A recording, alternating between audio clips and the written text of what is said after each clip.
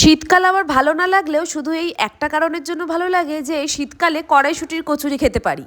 আগে শীতকালে যখন সোনা বাবা হয়নি তখন আমি মাসে ৩-৪ বার কড়াইশুঁটির কচুরি আর তার সাথে আলুর দম খেতাম। কিন্তু এখন সোনা বাবাকে নিয়ে এইসব রান্না করা একদম পসিবল নয়। আর যেহেতু মা এখন এখানে আছে তাই আজকে রাত্রিবেলা বানিয়ে নিচ্ছি কড়াইশুঁটির কচুরি আর আলুর দম। তাই মা সকালবেলা কড়াইশুঁটিগুলো ছাড়াচ্ছিল, এইদিকে সোনা বাবা মায়ের সব কড়াইশুঁটি উল্টে দিচ্ছে। আমি তো মাকে বলেই দিলাম তুমি আছো বলে এই আমার কড়াইশুঁটির কচুরি খাওয়া হলো, নয়তো সোনা বাবার ২-৩ বছর হওয়ার আগে আমি তো কড়াইশুঁটি কচুরি খাবোই না। আর দুপুরের জন্য আমি বানিয়ে নিলাম পালং শাক চচ্চড়ি আর ডিমের ডালনা আর ভাত ডাল। এদিকে বাড়িতে চিকেনটাও দিয়ে গেল, সেইগুলো ধুয়ে নিচ্ছিলাম।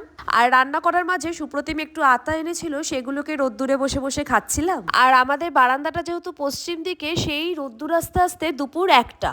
সকাল থেকে এত ঠান্ডা লাগে না যে কি বলবো। দুপুরবেলা খাওয়া দাওয়া করার পর সুপ্রতিম অফিসে চলে গেছে আর এখন আমি মা আর সোনা বাবা এসেছি একটুখানি পার্কে রোদ্দুর পোহাতে। আমাদের রোদ্দুরও পোহানো হয়ে যাবে আর সোনা বাবার একটু পার্কও ঘোরা হয়ে যাবে। আর দুপুরবেলা পার্কে গিয়ে দেখি অনেকেই পার্কে বসে থাকে, কিন্তু আমারই আর প্রত্যেকদিন যাওয়া হয় না। দুপুরে ঘুমিয়ে সন্ধেবেলা এখন চলে এসেছি রাতের রান্না করতে। আর মা এখানে ময়দাটা মেখে দিচ্ছে আর আমি এখানে করছি আলুর দম। কড়াইশুঁটির কচুরির সাথে কিন্তু এরকম নিরামিষ আলুর দম খেতে দারুণ লাগে। আর এখানে কড়াইশুঁটিগুলো মিক্সারে ভালো করে ব্লেন্ড করে নিলাম।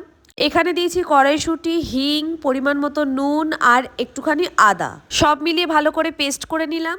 এইবার কড়াইতে হালকা তেল দিয়ে কড়াইশুঁটির পেস্টটা হালকা নাড়িয়ে চাড়িয়ে নিলেই পেস্টটা একটুখানি মাখো মাখো হয়ে যাবে, তাহলে ময়দার মধ্যে পুরটা দিতেও সহজ হবে। মা এখন কচুরিগুলো বেলে নিচ্ছে আর আমি সোনাকে ধরে বসেছিলাম। আর সোনা বাবাকেও রাত্রিবেলা আজকে কড়াইশুঁটির কচুরিই দেবো। রান্না কমপ্লিট, দারুণ হয়েছিল কড়াইশুঁটির কচুরি আর সাথে আলুর দমটাও। এই খাবারটা তোমাদের কার কার পছন্দ অবশ্যই কিন্তু কমেন্টে জানিও। আজকের মতন টাটা।